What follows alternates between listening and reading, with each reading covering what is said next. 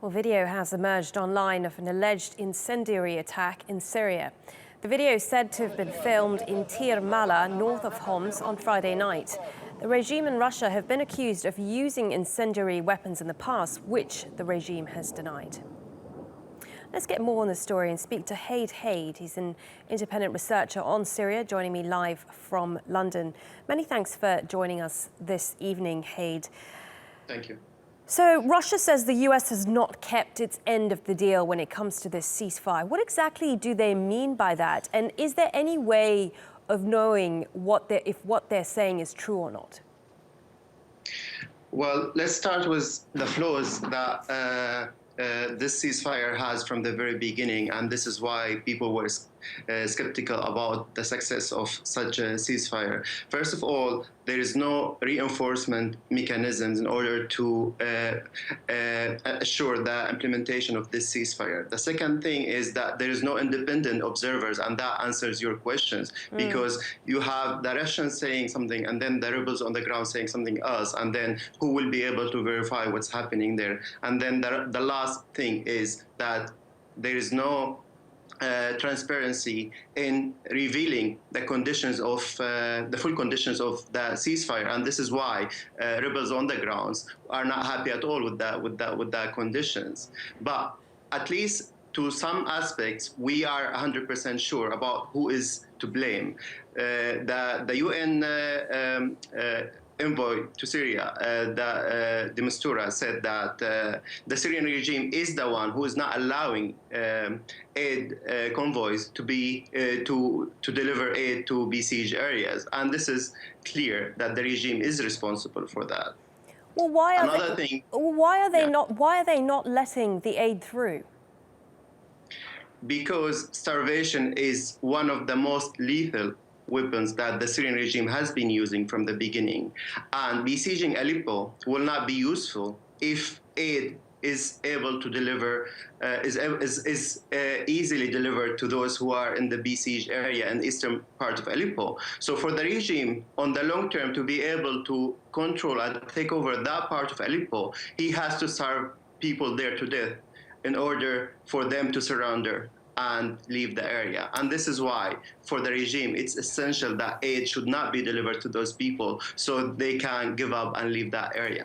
Now, Russia seems to be the only one really with influence when it comes to the Syrian regime, but they still have a very different agenda to the US. These are the two sort of powerful parties here. With these different agendas, is there any way that we will see some sort of clarity emerging, some sort of peace in the future? Will there ever be any compromise?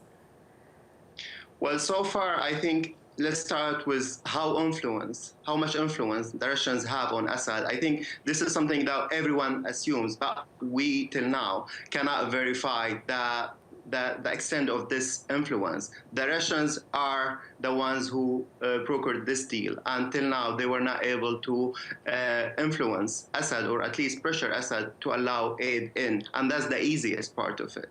So how can we believe that the Russians will be able later on to pressure Assad to at least agree to any political solution that they could achieve or reach with the Americans? You say that, but without Russian help, surely the Syrian regime wouldn't have managed to become as successful as it has in terms of the fight in Syria against the rebels. You are totally right, but the Syrian regime as well knows that the Russians cannot just abandon the regime now, because he's serving their interests as well. And this is why it's always this kind of tango dance between the Russians and the Syrian regime. The Syrian regime is always trying to test the water and try to explore to what extent they can define their borders and what could be done and what cannot be done. And as long as the Russians are not always pressuring the regime to comply, the regime will always just do whatever it pleases. Haid, we're very short of time. I'll just ask you one more question. We now have Turkey involved in this on the ground militarily. They are Their agenda seems to be concentrating on the north and creating a border, but there is a chance they will push further south. How does that complicate what is going on in Syria?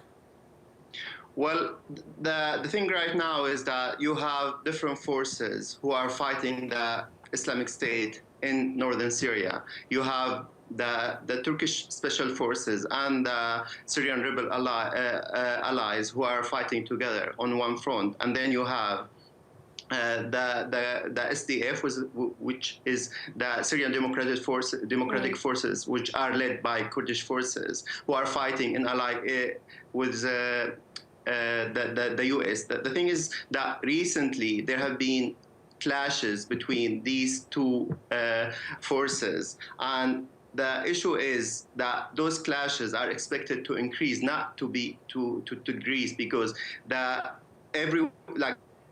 both of them are trying to take over Al-Bab, which is crucial for the Turks to secure the borders, and it's also crucial for the Kurdish forces in order to link Afrin to the rest of the autonomous Rojava project that they have been trying to implement.